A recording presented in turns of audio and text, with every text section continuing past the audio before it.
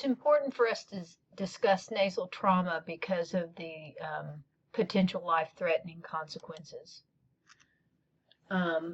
Nasal injuries can cause disfigurement and affect social and psychological outcomes also. Epidemiology, nasal trauma occurs frequently. The nasal fractures are the most commonly fractured bones in the face, and injuries are more common in men. Pathophysiology, usually a nasal trauma results from a severe blow to the face. For in adults, motor vehicle accidents, sports, and altercations. Also, falls and abuse with nasal and orbital trauma occur frequently. And, you've got to remember the facial anatomy is complex, and trauma to the face involves skin, mucous membranes, muscle, nerve, bone, cartilage, and vascular structure. So clinically, our patients, if they present with any airway compromise, intracranial injury, leaking cerebral spinal fluid, or suspicion of cervical spinal injury, that's an emergent referral to the ER. If emergent transfer is not deemed necessary, a focused history of the injury, isolated nasal versus more extensive injury needs to occur. But remember, they've got a blow to the face, even if it is their nares. So you're doing a neurological exam, and you're really assessing from the top of the head down, past the neck into the chest and heart. So, but think about that as far as from a clinical standpoint, how important it is. Specific questions that we're going to obtain are any loss of consciousness. Do you have a headache? Had any nausea and vomiting, double vision, or visual changes? Do you have any facial numbness, malocclusion, or dental injuries from this? And you're asking, but you're also of course, examining. Full inspection of the face, the skull, the ears, eyes, nose, and throat, the neck. You're assessing respiratory and cervical spine. Patency of airflow via the nostrils is important. Ask them to close their mouth and breathe out of their nose.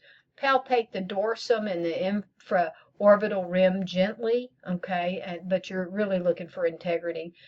You also need to assess the stability of the teeth and the palate. So you look at that hard palate, soft palate, you look at those teeth, you feel them. It's really important. Diagnostically, choice of imaging would be influenced by the physical findings, like a CT versus a plain X-ray, a retrogenogram of the nasal bone for isolated nasal injury. So you've just got to make that on a clinical judgment.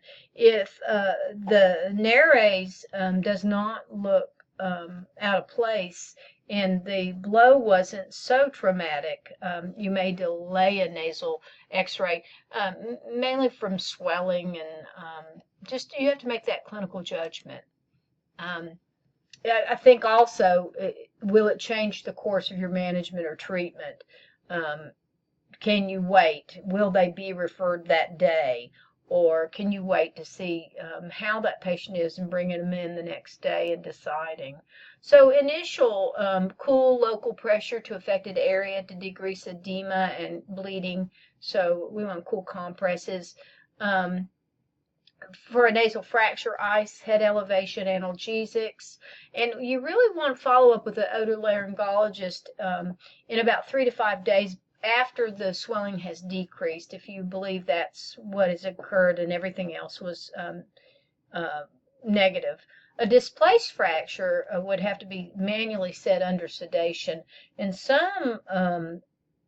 there's some school of thought that it needs to be done immediately, and other specialists believe that it needs to be done after the swelling. And so I think that's their decision. Antibiotics for open fractures, and you always want to ask their tetanus status in case there's any open wound. Referrals, again, nasal fractures are usually referred by day 3 to 5 for a specialist, and you can increase that time, or you can decrease that time just depending on the severity. Emergency referral, again, I cannot reiterate it enough. If there's any airway compromise, intracranial injury, leaking CSF, or cervical spine injury.